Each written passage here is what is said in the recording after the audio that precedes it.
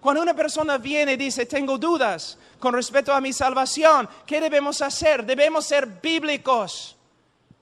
Debemos ir a 1 de Juan y decir, mire, esta carta fue escrita para que una persona tenga la evidencia bíblica de la salvación.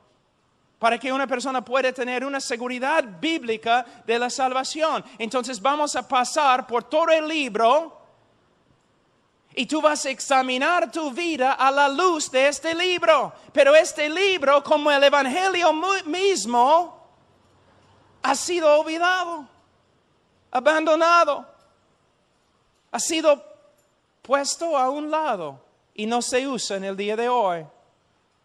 Por eso nuestro evangelismo es tan superficial y tenemos un montón de conversos que no son conversos. Pablo, ¿por qué hablas con tanta pasión? Porque estamos hablando de los almas de personas engañadas, muchas veces por nosotros que predicamos el evangelio. Mira cómo hemos reducido el evangelio de esta forma. ¿Quieres ir al cielo? ¿Sabes que eres pecador? Sí. ¿Quieres ir al cielo? Sí. Entonces repites esta oración. Ok. Ellos repiten la oración. ¿Fuiste sincero cuando oraste? Bueno, creo. Entonces eres salvo. Si dudas tu salvación, estás dudando a Cristo porque Él dice que eres salvo. Luego, una persona viene, no sé si soy salvo, pero ¿pediste a Cristo que entrara en tu corazón? Sí. Bueno, ¿fuiste sincero cuando oraste? Creo que sí. Entonces eres salvo, el diablo está molestándote. El Espíritu Santo es lo mismo. ¿Cómo puede una persona vivir lleno del Espíritu Santo? Nosotros sabemos que mayormente la llenura del Espíritu Santo proviene a través de una obra progresiva de Dios. Él obra en nuestra vida poco a poco conformándonos a Cristo y nosotros nos entreguemos más y más al Espíritu de Dios. Pero hay un folleto muy popular que se usa en Perú que va así. ¿Quieres ser lleno del Espíritu Santo? Sí. Entonces, ¿cuál es la única cosa que es un estorbo para la obra del Espíritu Santo en tu vida? Bueno, mi pecado. Entonces, tienes que confesar tu pecado. ¿Ok? La persona confiesa su pecado. ¿Has confesado todos tus pecados? Sí. Bueno, la Biblia dice en Efesios capítulo 5 que es la voluntad de Dios que seas lleno del Espíritu Santo. Entonces, ora al Señor conforme a su voluntad para que Él te llene del Espíritu Santo. La persona lo hace. ¿Oraste? Sí. ¿Sinceramente? Sí. Entonces, por fe tienes que creer que estás lleno del Espíritu Santo. ¿Puedes ver? 3 diferentes ritos que hemos creado.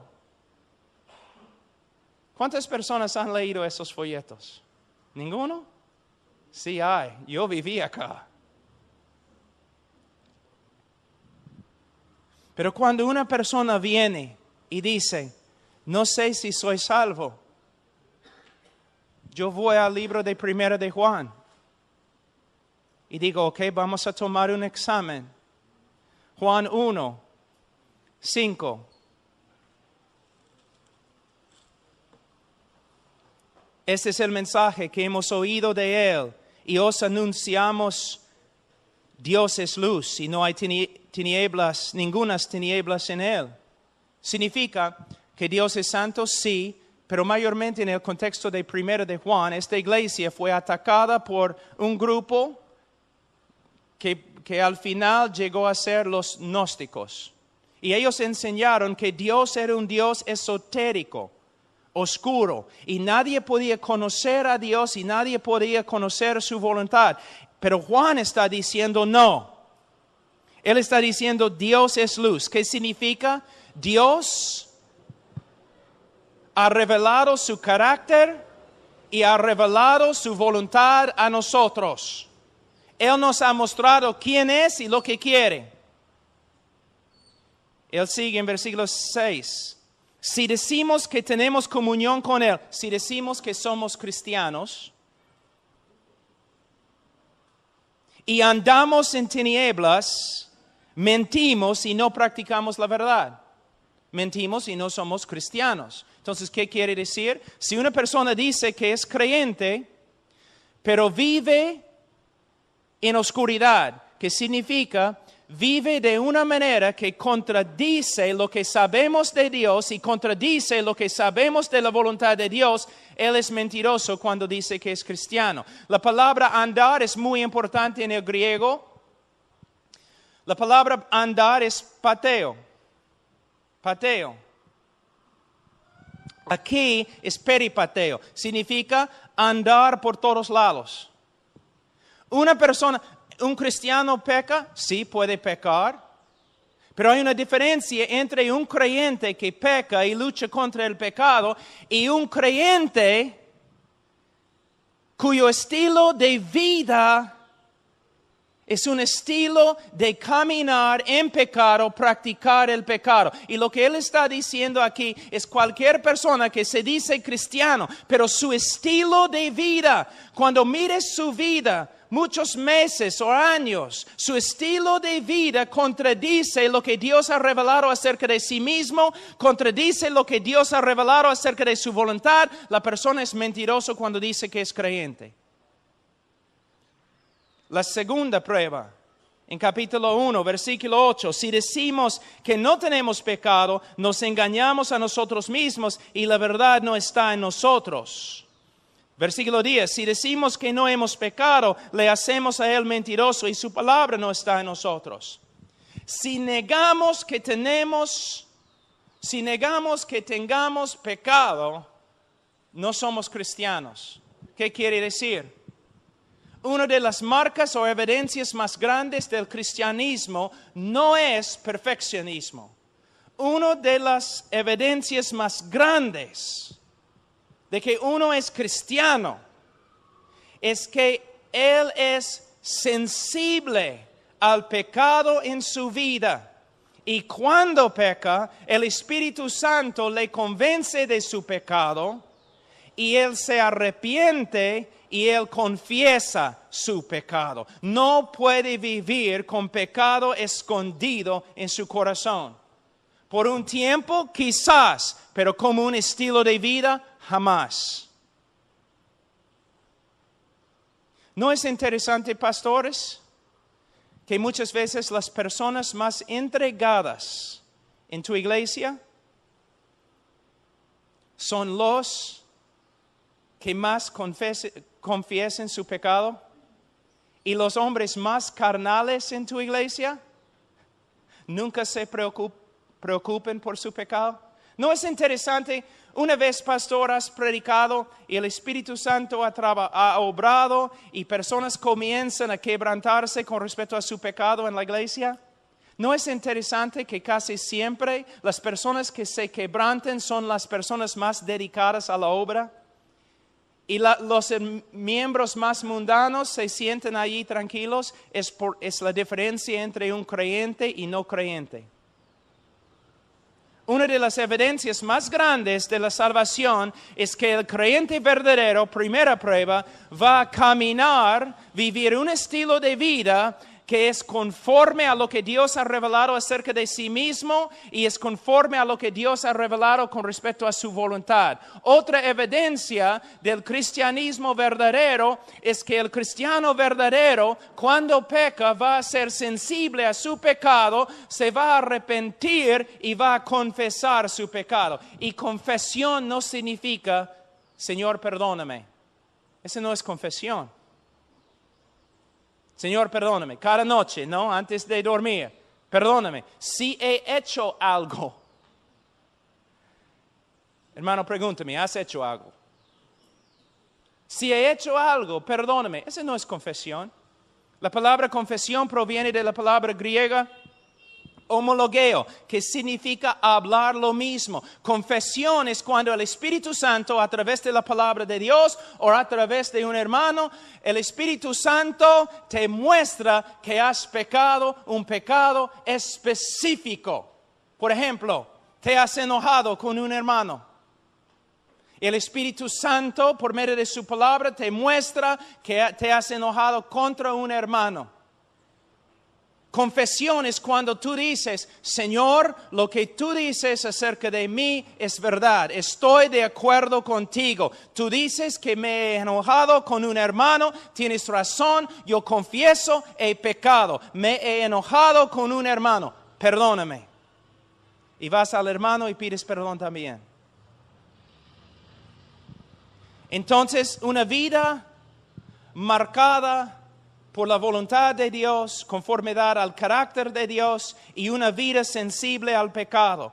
Otro que es muy importante, versículo 6 de capítulo 2, otra prueba. El que dice que permanece en Él debe andar como Él anduvo. Tú dices, entonces todos nosotros vamos a ir al infierno, porque ¿quién anda como Cristo anduvo? Lo que está diciendo es lo siguiente. Una ilustración, cuando yo era niño, mi papá era grande, yo lo respetaba bastante, yo quería ser como él. Y él caminaba por la nieve, así, llevando comida a los animales, porque vivimos allí en el rancho, y él caminaba así. Era un hombre muy grande.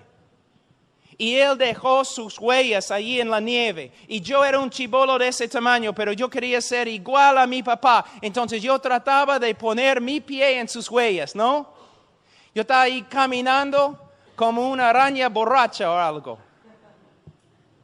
Todos podían mirarme y burlarse de mí. Tú no puedes caminar como tu papá, pero no había ninguna duda que el deseo más grande de mi corazón era caminar como mi papá. Cuando alguien mira tu vida, ¿pueden ver que el deseo más grande en tu vida es ser como Cristo? ¿O quieres ser como estos mundanos, supuestamente exitosos en este mundo? ¿Se nota una realidad en tu vida, un deseo de ser conforme a la persona de Cristo? Otra prueba. Capítulo 2. Hemos pasado por alto una prueba. Capítulo 2. Versículo 3. En esto sabemos que nosotros le conocemos. ¿Cómo podemos saber que de verdad conocemos a Cristo? Él nos dice, si guardamos sus mandamientos. El que dice, yo le conozco, yo soy creyente también. El que dice, yo le conozco y no guarda sus mandamientos, el tal es mentiroso y la verdad no está en él. Ahora, ¿qué significa? Porque acabamos de aprender que el cristiano verdadero peca. Entonces, ¿qué significa que el cristiano verdadero guarda los mandamientos de Dios? De nuevo, estamos hablando no de perfección, sino de un estilo de vida. Un incrédulo no tiene nada que ver con la palabra de Dios, no tiene nada que ver con los mandamientos, porque no tiene nada que ver con la voluntad de Dios. No se preocupa por la voluntad de Dios. ¿Cuántas personas son miembros de nuestras iglesias bautistas que nunca se preocupen por la voluntad de Dios? Ellos siempre hacen su propia voluntad sin preocuparse por buscar la voluntad de Dios en la palabra de Dios. No tiene ninguna relación con la palabra de Dios. Nunca. Pero el creyente verdadero, ¿qué dice la Biblia? Se preocupa por la palabra de Dios, la voluntad de Dios. Quiere saber lo que Dios le ha mandado. Quiere obedecer la voluntad de Dios. Obedece la voluntad de Dios como un estilo de vida. Aunque no hay perfección, se nota una realidad en su vida. Él quiere ser obediente. Él tiene una relación con la palabra de Dios. Y cuando desobedece, y todos nosotros desobedecemos, entonces volvemos a versículo 8 y 10 de capítulo 1. Cuando desobedece los mandamientos de Dios, es sensible a su pecado y se arrepiente y confiesa. Personas vienen a mí siempre diciendo, tengo una nueva relación con Dios. Entonces yo digo, bueno, ¿tienes una nueva relación con el pecado? Porque si no tienes una nueva relación con el pecado, no tienes una nueva relación con Dios. Tengo una nueva relación con Dios. ¿Tienes una nueva relación con su voluntad? Porque si no tienes una nueva relación con su voluntad, no tienes una nueva relación con Él. Hermanos, así es. Otro, versículo 9, capítulo 2. El que dice que está en la luz y aborrece a su hermano está todavía en tinieblas. El que ama a su hermano permanece en la luz y en él no hay tropiezo. Una de las evidencias más grandes de la conversión verdadera es el amor que uno tiene para los hermanos en Cristo. Hermano, aquí no se refiere a los pobres, aunque debemos amar a los pobres. No se refiere de personas de otras razas, porque hay solamente una raza, la raza humana. Es una referencia a los creyentes. Una de las evidencias más grandes de la conversión es que vas a querer estar con los creyentes, amándoles y demostrando tu amor por medio de servirles. La persona que dice, sí, soy cristiano, pero no voy a la iglesia porque la iglesia está llena de hipócritas, esta persona está haciendo la obra de su padre, Satanás, el acusador de los hermanos. Porque si de verdad los hermanos no están andando bien, un hermano verdadero que los ama va a ir a ellos y ministrarles para que se arrepientan. Una de las marcas, características más grandes del cristianismo es el amor que tenemos para los hermanos. Ahora, hemos pasado por 1 capítulo y medio y vamos a terminar. Tenemos 5 capítulos de pruebas. Es el estándar bíblico. Si queremos saber si somos salvos, si queremos aconsejar, debemos usar las Escrituras. No un folletito escrito en los Estados Unidos.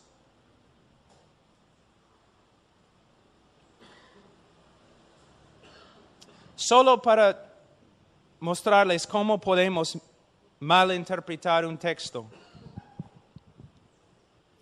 La Biblia dice que debemos amar a los hermanos. El que no ama a los hermanos demuestra que no es creyente.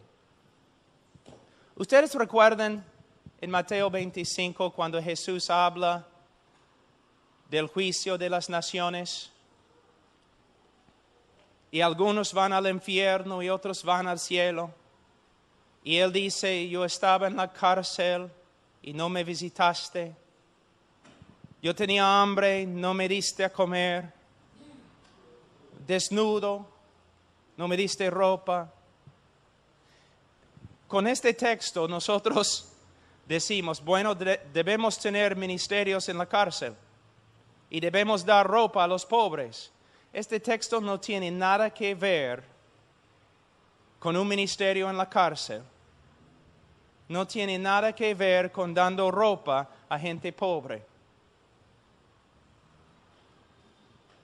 Lo siento, no es el contexto. Debemos tener ministerios en la cárcel, por supuesto. Debemos evangelizar a cada criatura y hay muchas criaturas en la cárcel. Debemos evangelizar ahí. Debemos dar ropa a los desnudos, por supuesto. Debemos dar alimento a los que tienen hambre, claro que sí. Pero no es lo que Jesús está enseñando en ese texto. ¿Qué está enseñando? Él no está diciendo, yo, Jesús, era asesino y no me visitaste. Él no está diciendo, yo era un ladrón en la cárcel y no me visitaste. No es lo que Él está diciendo. Él está diciendo lo siguiente. Él está hablando de que la característica más grande del creyente verdadero, oveja verdadera, es amor para con los hermanos. Y Él usa una ilustración muy potente. Él dice lo siguiente. Este es el contexto. Vamos a decir que somos una iglesia escondida ahí en Roma, ahora en Israel. Una iglesia perseguida y por eso escondida. Y tenemos una reunión escondida, fuera de la ciudad, porque hay hombres que quieren matarnos, meternos en la cárcel.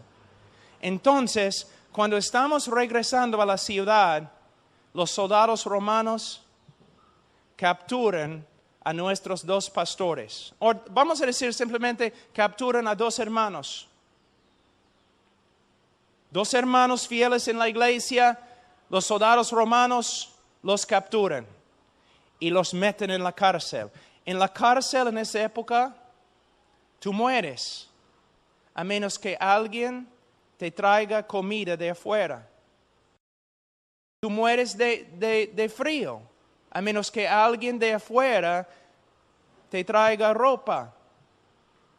Entonces nuestros hermanos ahora están en la cárcel y van a morir porque los soldados les han golpeado gravemente y tienen heridas.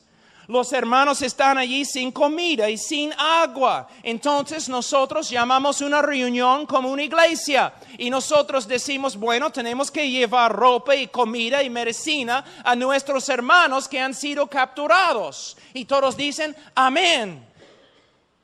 Pero entonces un hermano se para y dice, pero los que lleven la comida y la medicina a la cárcel, bueno, hay soldados ahí. Hay espías ahí. Si yo llevo la comida a ellos, me van a capturar también y voy a estar en la cárcel también. Ahí es la prueba. ¿Amas a tu hermano o no? ¿Vas a ir? Aunque quizás te maten, vas a ir. Es lo que Jesús está diciendo. Él no está hablando de personas en la cárcel que han cometido robo o asesinato. Él está diciendo que la evidencia más grande de que eres oveja es que vas a arriesgar tu vida por los hermanos porque los amas. Pero puedes ver cómo nosotros sacamos un texto fuera de su contexto y decimos que somos bíblicos. ¿He probado mi punto?